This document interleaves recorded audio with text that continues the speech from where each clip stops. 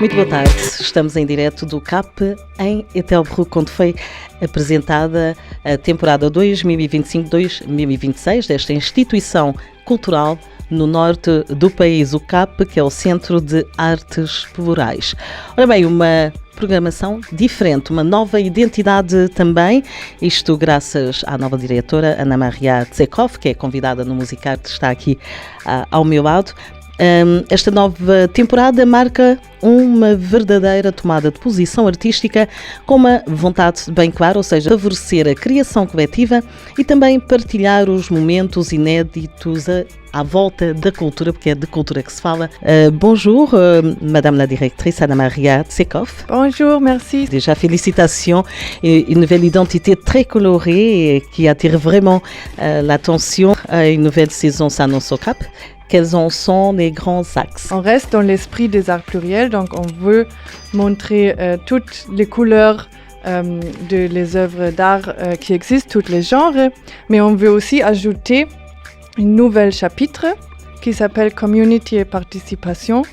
Et ça veut dire qu'on veut vraiment inviter les gens de participer, de créer le CAP ensemble. Avec ça, on va avoir des spectacles et des concerts et des différents événements. Mais on va toujours ajouter quelque chose de participatif avec. On espère que ça va aussi donner une nouvelle énergie, un nouvel esprit.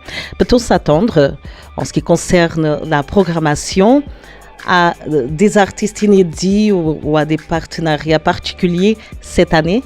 On va aussi travailler aux rencontres des groupes ou associations qui sont ici locales dans Etelbruck. Par exemple, la communauté capverdienne avec la ASBL Estrelos do Norte et Veteranos do Norte, avec qui on va faire une semaine autour de la culture capverdienne. Après aussi les écoles.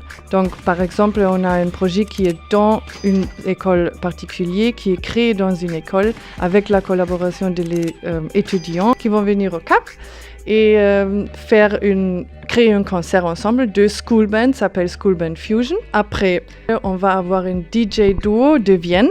Il s'appelle HVOB. Ils vont venir avec un spectacle avec musique électronique. Oui, on croit que ça va être un highlight de notre saison aussi.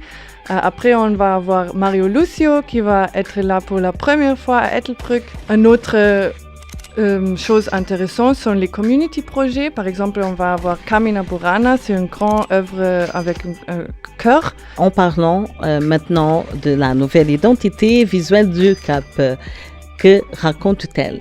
Il y avait 10 ans que l'identité était avec nous. Maintenant, on a choisi de changer parce que on voulait que la nouvelle identité reflète plus ce caractère participatif, ouvert, individuel, aussi communicatif. Il n'y a pas un cadre, mais il y a un grand C qui résonne aussi. Donc, il y a plusieurs C. C'est la résonance aussi. L'autre côté, c'est une embrasse. Et on veut être très, très, très proche et on veut montrer qu'on est très différents, mais on peut être très ensemble avec la diversité qu'on porte. C'est pas toujours facile de participer, je sais, mais on peut, dans les CAP, et ça c'est le chose jolie, et qu'il y a quelque chose pour tout le monde et on est très ouvert avec notre communication et on aime avoir aussi une résonance, un feedback de notre public et je me réjouis de vous voir ici. On a beaucoup de choses différentes, art pluriel.